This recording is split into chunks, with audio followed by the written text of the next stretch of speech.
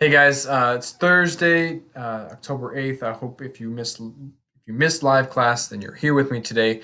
We are taking one step further where we're applying what we know, how we look at chemical formula, how we model molecules, and we're applying it to more of understanding how chemical reactions work. So one of the things we're looking at is right down here. Um, this is actually one of your questions from your independent work yesterday. You have two magnesium atoms react with an oxygen atom to form two magnesium oxygen molecules. Sorry, this is two magnesium atoms react with an oxygen molecule to form two magnesium oxide molecules. I want you to tell me the problem in this molecule down here. Identify the problem, write about it down here with your sentence starter. Pause the video and do that now if you missed live class. Otherwise, I will keep going. I hope that you finished your iReady test yesterday. We didn't assign any work for you, so you guys could do that. I have a scientist of the day I'm going to talk about. I'll go over what you did in your breakout rooms.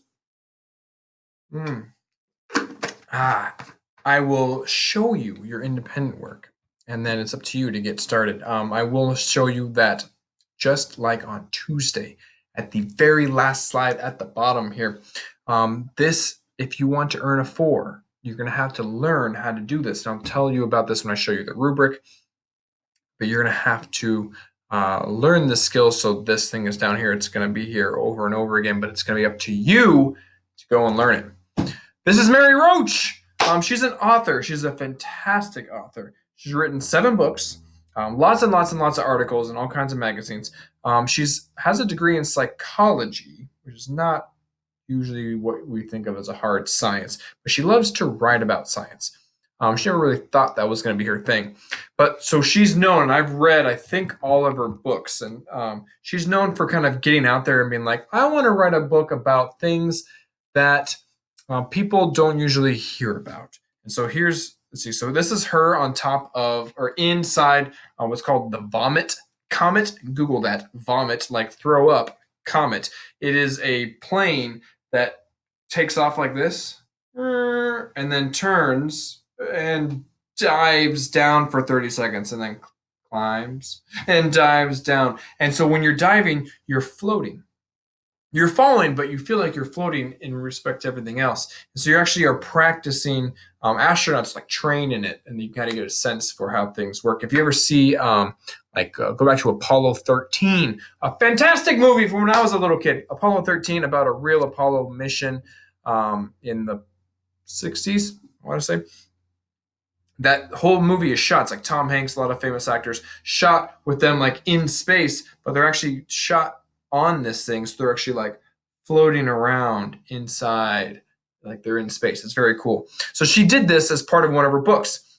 This one right here, Packing for Mars, which is a fantastic book if you like learning about how humans are preparing for space. I'm sure there's other ones out there, but Mary Roach is just a great author. She's funny. She doesn't know much about science herself, and so she comes in as like explain this to me, people. And then, she keeps asking the question 10 times until she understands it, and then she writes about her own misunderstanding and everything. Spook is about the afterlife. Stiff is about dead human bodies. What do we do with them? What happens with them? What happens to, yeah, just all kinds of crazy stuff. Things that you normally are like, oh, that's taboo, we don't learn about. She writes about.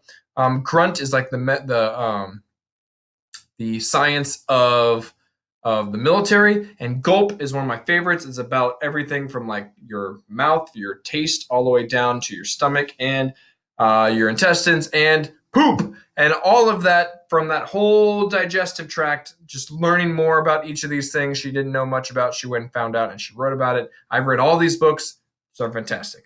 So just another example of not a scientist by training, loves science, wants to write about science, and she's so good at writing because she herself is not an expert. Sometimes it takes an expert uses certain language that's really hard to understand. She's able to break it down for people, and people really like to read her writing. Okay, so today we're going to be talking about mass a lot. I just want to make sure that we understand what I mean when I say mass. It's the amount of matter in an object. Think about if you could count every atom, every particle. That is the amount of matter. Remember, atoms and particles are the tiny little pieces of matter. On Earth, you can think of mass and weight as the same thing. As soon as we leave Earth or we're exerting ourselves, if you're in an airplane and you're flying up and you're a pilot, that weight changes, but your mass doesn't change. Your weight is the force on the mass, but the mass is how much atoms, how many atoms, how much matter is packed into a thing.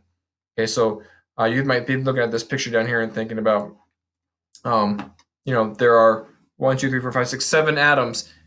That's the mass. Each of these atoms might weigh a little bit different. You add those all up, you have a mass of a molecule. That molecule will always have that mass. Okay, so that's going to be important because our learning target today, this is our new standard, remember, we're learning about how mass is conserved during a chemical reaction. That's important. So today, we're going to analyze chemical reactions. We're going to count the number of atoms in both the reactants and the products, which we learned about last week, to determine if mass is conserved. Okay, so to conserve something, you might hear about conservationists. We want to conserve the environment. It means protect it, keep it the same, don't let it change. And that's what mass is conserved means. If the mass is conserved in a chemical reaction, that means it stays the same. And maybe you can practice by using this. I think one thing that should be conserved is culture, languages, things like that. But mass is always conserved in a chemical reaction. Spoilers, it just is. It's one of the laws of the universe. And we'll explain why that happens from this unit. Okay, real quick, I want to go over this rubric with you. I just want to show you the different things that you're going to have to be able to do. So for a given chemical reaction, I'm going to give you a chemical reaction and ask you to look at a model of it, look at the reaction, count the things, and answer some of these questions. So today we're going to be doing this, which is identifying the number of atoms in the reactants and the products and the elements. So being able to say there's 4 hydrogens over there and 4 hydrogens over there, etc. To get a meeting, you're also going to have to be able to choose a model that matches a given chemical reaction or be able to describe the problem with the model, just like Arduino today. To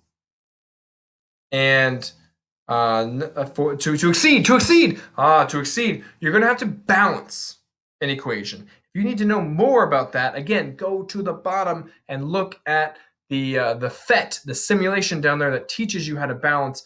Essentially, not all molecules react just one molecule and another. Sometimes you need 2 of these and 1 of these, and they react together. And you'll see that because of the numbers in the front of the molecules. And we'll talk more about that today, but being able to balance an equation is an important thing that you will learn in high school. That's why we're making it an exceeding standard type skill right now. Okay, why is mass conserved in a chemical reaction? Mass is always conserved because the mass doesn't change. That's because atoms can't disappear.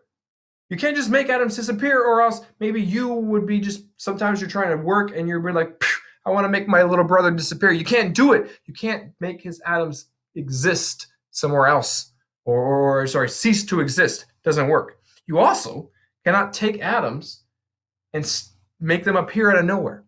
Take nothingness and make atoms appear. You can't do it. It's one of the fundamental laws of the universe. But what can happen is you can rearrange the atoms. Take a look at this GIF I stuck in here. Look at these atoms coming around, rearranging. This is actually like how ozone layer gets depleted. But anyway, look at the atoms combining in new ways. When I say rearrange, it makes new groups, finds new partners. That is what happens to atoms. They don't disappear. They just take new forms. They don't take new forms. They get new partners. They make new molecules. And that's what happens during a chemical reaction. During a chemical reaction, atoms get new partners and make new molecules. Okay, that's going to be important. So, real quick, let me show you how to use a chemical formula to count numbers of atoms in the reactants and the products. So I'm looking at this right here. The number of molecules in this question is the big 2. The big number is the number of molecules. You remember that from Tuesday. The little number is the number of atoms. So if my question over here is how many hydrogen atoms are in the reactants, you need to be able to multiply two big molecules, and in each molecule there's two atoms. 2 times 2 is 4. And then the 4 goes in the table right there. You're going to be filling out tables just like this. What about how many oxygen atoms are in the reactants? Oh, well, how many molecules are there if there's no number? There's one, there's a secret one right there. And in that one molecule, there are 2 atoms. And those 2 atoms, just clicking through here, 1 molecule times 2 atoms equals 2 total oxygen atoms. I'm sticking it there, right there in the table. Okay, what about the products? Think about this. Okay, so I see 2 molecules. I multiply by the number of atoms in each one. So, number of molecules times the number of atoms in each molecule gives you the total number of atoms. So I hope that you guys found that this big 2 times the little 2 equals 4 hydrogens. The big 2 times the secret 1 right here gives you 2 oxygens. It's the same. It should always be the same. You should have the same number of each element after as you did before, because you can't make them disappear, guys. You're not a sorcerer. You're not a wizard. You can't make your little brother disappear. You can't make ice cream appear in front of you. Bring! If I could, I would have done that already. I'd be eating ice cream right now. But I can't. And I don't have a little brother. I would love to have a little brother. If you have a little brother, cherish them. Oh my gosh, that would be amazing. All I'm saying is these number of atoms before and after should be the same. If they're not, you made a mistake. Go back and look, okay? So in the breakout rooms today, we're working on these 3 slides. I'm just going to quickly talk about them with you. This is one from yesterday, so quickly you're going to model this, make sure everyone understands how to model it, and then you're going to count the atoms. So let's do that real fast together. So here, in the reactants are everything before the arrow, right? So anything over here, how many nitrogen atoms are there? There's 1 molecule times 2 atoms in each molecule, there's 2. And if you did the modeling before over here, you'd see there's 2. I'm not going to do that for you, but you could show 2 here. Here, hydrogen, there's 3 molecules. In each molecule, there's 2 hydrogen atoms. 3 times 2 is 6. Now remember, they're supposed to be the same number on the other side, so go check. Go make sure we're doing it right. So over here, 2 molecules. Each molecule has only 1 atom. Remember, a secret 1 that's hiding there. We don't type it in, but it's there. I can type it in. I'll type it in for you. Look, there it is. Take it away, because scientists don't actually write that number, but that'll help you. 2 times 1 is 2. Hey, it's the same. 2 times 3 is 6. Hey, it's the same. Yes, we did it right.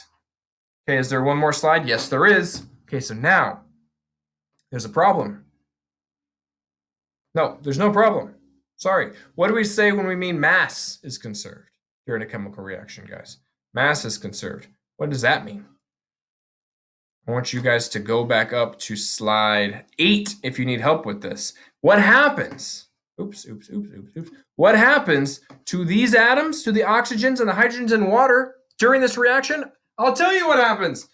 They rearrange. These 2 water molecules split apart. The atoms rearrange, make new buddies. These hydrogen atoms hang out. These hydrogen atoms hang out, and these oxygen atoms decide to hang out with each other, and that's exactly what you get over here. 2 H2s and 1 O2. That's all that happens. The atoms actually break apart, the molecules break up, the atoms rearrange, make new groups. That is what a chemical reaction is. Atoms aren't disappearing. They're not coming out of nowhere. They're just rearranging. I like to think of it as like, okay, I know you haven't been in school for a while, but remember when you were in school and there were groups in your classrooms, and every couple of weeks your teachers would shake up the groups? I didn't make students disappear when I did that.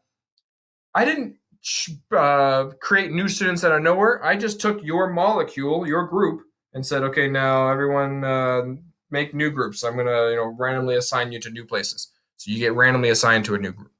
Each breakout room, when you're in my science class, is random. I just always hit random. Okay, go. And each week it's different. Each day it's different, rather. But it's always the same students. They just get put into different groups. That's what's happening here. These oxygen and hydrogens don't disappear. They just break apart, and make new molecules. Okay, so your independent work, there's a few slides to practice, these 5, and then your exit ticket. So for each of these, I'm telling you that there's Mg, which is magnesium, and O, which is oxygen. You just need to count the number on the left side of the arrow and on the right side of the arrow. Same here. But now I'm not telling you the element. You got to know that there's N's and O's. You got to type in those atoms. How many are on the left? How many are on the right? Same Z's here. But now there's 3 elements. What are they? How many on the left? How many on the right? Remember, if you accidentally do something and you say there's 4 over here and 6 over here, there's 4 carbons and 6 carbons, you made a mistake. You did not create 2 carbons out of nowhere. You are not a wizard. You are not magical. You cannot do that. You cannot break the laws of the universe. Sorry. There's a mistake here. This molecule, this chemical reaction tried to break the laws of the universe. I want you to find out what went wrong and tell me about it down here. There's a problem. You find it. Tell me about it. Okay. There's one more. This is a bigger one. It's a little bit trickier. There's 4. You can practice counting them. You got this. Finally, your exit ticket. Open it up. Take the quiz. I think it's just 4 questions. The questions are really close to your final test, which will be soon. Finally, check this out. You're running out of time. Do this today. Open this up. It'll teach you how to balance equations. Look down here in this little picture down here. This is what it looks like. N2 plus H2 equals NH3. But look, there's 2 N's on this side. There's only 1 on this side. That's what I mean. It's not balanced. There's 2 H2s on the left. There's 3 on the right. It's not balanced. You need to change the numbers out front. These numbers, if I deleted these numbers, look, N2 plus H2 changes to NH3. Wait, but there's 2 N's and only 1 over here. 2 H's on the reactants, 3 on the products. That's not balanced. You need to figure out how to balance an equation. And we're not going to take the time because it's a high school skill, which means it's an exceeding standard skill. So go practice how to do it on slide 24. I'm done talking. I hope you guys have a great day. We will get back at it tomorrow.